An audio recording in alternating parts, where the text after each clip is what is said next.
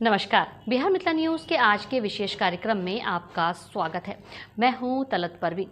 आज की बड़ी खबर बता दें कि निशांत कुमार ने आखिरकार जदयू ज्वाइन करने का फैसला ले लिया। जदयू के कार्यकारी अध्यक्ष संजय झा विधायकों सांसदों के साथ बैठक करने के बाद निशांत कुमार के आवास पर पहुंचे और उन्हें बिहार की राजनीति में सक्रिय योगदान का आग्रह किया।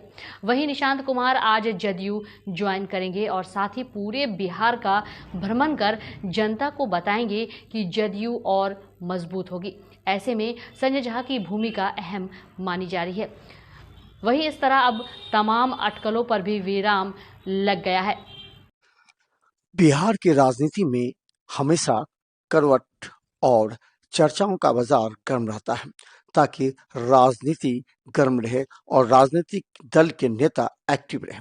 ऐसा ही कुछ आजकल बिहार में हो रहा है। बिहार में आजकल जदयू और भाजपा के बीच कभी कभी तकरार दिखाई जा रही है तो कभी जदयू को कमजोर बताया जा रहा है, लेकिन ऐसा कुछ नहीं है। जब से राष्ट्रीय अध्यक्ष के रूप में संजय झा को बनाया गया है, संजय झा जदयू को मजबूत करने के लिए नहीं बल्कि इसे और विकसित और आम जनता तक पहुंचाने के लिए तैयारी कर रहे हैं। आपको याद होगा कि 2025 की विधानसभा में भले ही संजय झा पर आरोप लगे, लेकिन उन्होंने अपनी कूटनीति और रणनीति से पार्टी को मजबूत किया और ज्यादा संख्या में जदयू की विधायकों को बनाया, जिससे तमाम विधायक सांसद संजय झा के कार्यप्रणाली पर खुश नजर आ रहे हैं। अब एक और मौका आ गया जब इस पार्टी के अंदर हो रहे विरोध और अंतर्कलह को समाप्त करने का। संजय झा ने अपने आवास पर सबसे पहले विधायक दल की बैठक बुलाई। इसमें सांसद भी थे, विधान पार्षद भी थे और जदयू के विधायक सभी से एक सहमति ली गई कि निशांत कुमार को सक्रिय राजनीति में लाया जाए। हालांकि कई बार निशांत कुमार से संजय झा एवं बड़े नेताओं की बात हुई, ललन सिंह ने भी कई बार समझाया।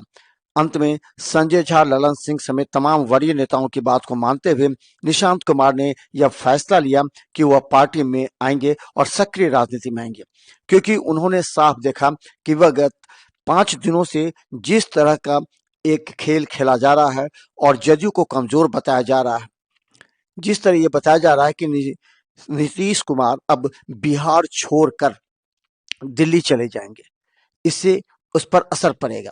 लेकिन निशांत कुमार आज संजय झा के बगल में बैठे हुए इस बात को बता रहे थे कि वो पार्टी के सक्रिय कार्यकर्ता के रूप में काम करेंगे और यही नहीं, पूरे बिहार का भ्रमण करेंगे।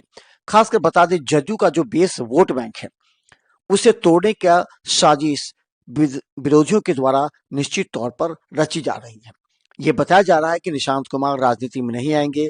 कई बार ये भी बताया जा रहा है कि निशांत कुमार अभी राजनीति परिपक्व नहीं है, उन्हें मुख्यमंत्री नहीं बनाया जा सकता, उन्हें डिप्टी सीएम नहीं बनाया जा सकता या कोई महत्वपूर्ण पद नहीं दिया जा सकता। लेकिन संजय झा आज विधायकों के साथ जब निशांत कुमार के साथ बैठे थे तो निशांत कुमार के शब्द सुनकर सभी ने तालियों से स्वागत किया और ये कहा कि बिहार की राजनीति में अब निशांत कुमार अपनी सक्रिय भूमिका निभाएंगे। यह नहीं, बहुत जल्द वो आज ज्वाइन करने के बाद बहुत जल्द वो बिहार के विभिन्न जिलों में जाकर जनता के बीच जाएंगे और नीतीश कुमार की तरह एक सुशासन की सरकार के लिए जो बेहतर कार्य होता है उसका एक कंसेप्ट रखेंगे, जिसमें संजय झा भूमिका अदा करेंगे। देखिए, कुछ दिनों से ये चर्चा चल रही थी कि संजय झा, ललन सिंह, विजय चौधरी ने पार्टी को बर्बाद किया।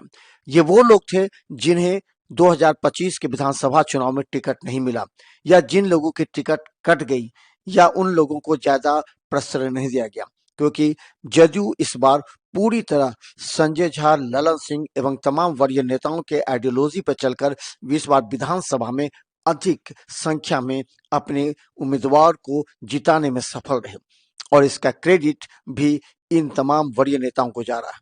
तो कुछ लोग ऐसे थे जिन्होंने विरोध का जरिया अपनाया और विरोध के जरिए के उन्होंने संजय झा, ललन सिंह एवं विजय चौधरी के खिलाफ जदयू कार्यालय में नारेबाजी की और विरोधियों को बताया कि देखिए अब जदयू टूट के कगार पर है। कुछ लोगों ने यहां तक कह दिया कि अब जदयू टूट जाएगी, लेकिन ऐसा कुछ नहीं।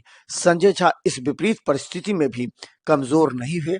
उन्होंने अपने तमाम विधायकों के साथ बैठक की, लगातार बैठक कर रहे थे। आपको बता दें, एक तरफ वो नीतीश कुमार के साथ बैठक कर रहे थे, अमित शाह के साथ बैठक कर रहे थे। आज इस वीडियो के आ जाने के बाद जहां संजय झा के साथ निशांत कुमार बैठे हैं, यह तय हो गया कि निशांत कुमार पार्टी में सक्रिय भूमिका अदा करेंगे और विरोधियों को बोलने का मौका तक नहीं देंगे। Bureau report, Bihar Mithila news.